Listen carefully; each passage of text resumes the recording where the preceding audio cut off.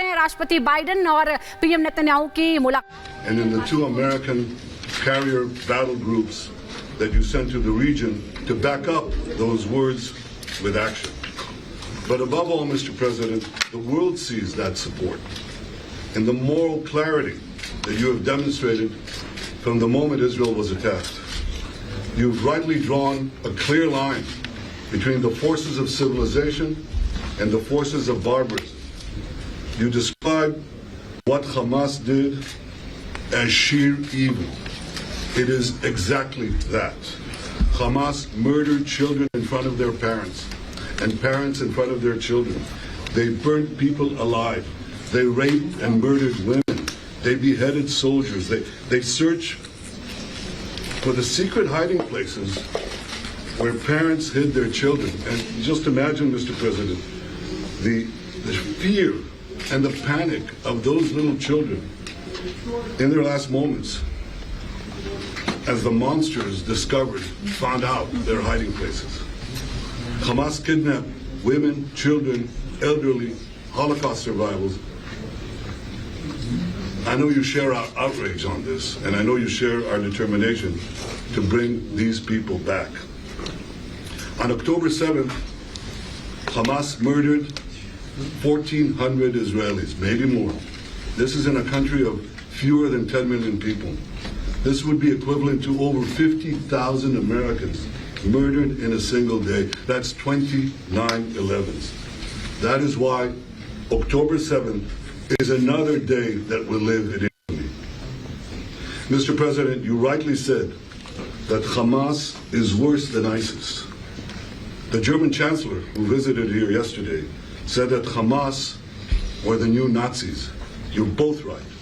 And just as the civilized world united to defeat the Nazis and united to defeat ISIS, the civilized world must unite to defeat Hamas. I can assure you, Mr. President, Israel is united to defeat Hamas. And we will defeat Hamas and remove this terrible threat from our lives. The forces of civilization will prevail for our sake, for your sake, for peace and security in our region and in the world. Mr. President, for the people of Israel, there's only one thing better than having a true friend like you standing with Israel, and that is having you standing in Israel. Your visit here is the first visit of an American president in Israel at a time of war. It is deeply, deeply moving. It speaks to the depth of your personal commitment to Israel. It speaks to the depth of your personal commitment to the future of the Jewish people and the one and only Jewish state. So I know I speak for all the people of Israel when I say, thank you, Mr. President. Thank you for standing with Israel today, tomorrow, and always. Mr. Prime Minister, thank you very much. Look, folks, I wanted to be here today for a simple reason. I wanted the people of Israel, the people of the world, to know where the United States stands. I've got my great Secretary of State here. He's been here for a lot. But I wanted to personally come and make that clear. Terrorist group Hamas has slaughtered, as has been pointed out, over 1,300 people. And it's not hyperbole, it's just slaughtered. And including 31 Americans. And they've taken scores of people hostage, including children. She said, imagine what those children hiding from Hamas are thinking.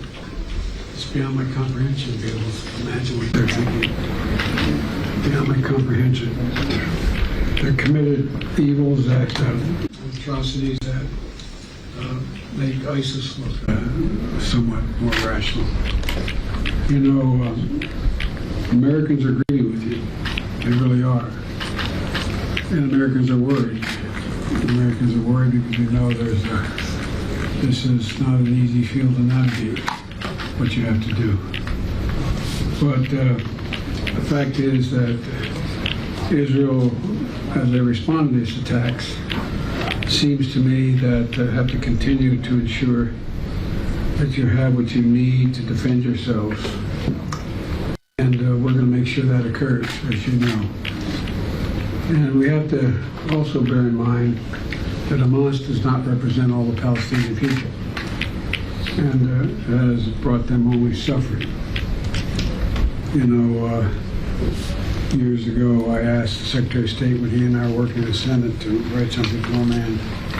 Said, he wrote a line that I think is appropriate. He said, it's not, we need not just, well, I won't go into it, I'll wait later, taking too much time, but the point is this, that I was deeply saddened and outraged by the explosion at the hospital in Gaza yesterday. And based on what I've seen, it appears as though it was done by the other team, not you. But there's a lot of people out there who are not sure. So we've got to overcome a lot of things. And also he's encouraging life-saving capacity to help the Palestinians who are innocent, caught in the middle of this. And well, at any rate, that's who we are. Not just me, but that's who the United States is. And it's just not the example. Our power is the power, our example. It's almost as important. The world's looking. Israel has a value set like the United States does, and other democracies, and they're looking to see what we're going to do. So, Mr. Prime Minister, I'm very happy to be back in Israel with you. Thank you for having me, and I'm looking forward to having a thorough discussion about where everybody goes from here. But thank you, and I want to say to the people of Israel, their courage, their commitment, their bravery is stunning. It's really stunning. I'm proud to be here. Thank you. Thanks, guys. Thanks, guys. We're walking, press, moving out. Thanks, guys. Thank you, press. Thanks, guys. We're moving out. Thanks, guys. We're moving. We're walking out. לרדת משידור, לצאת, Thanks, press. קונטקט,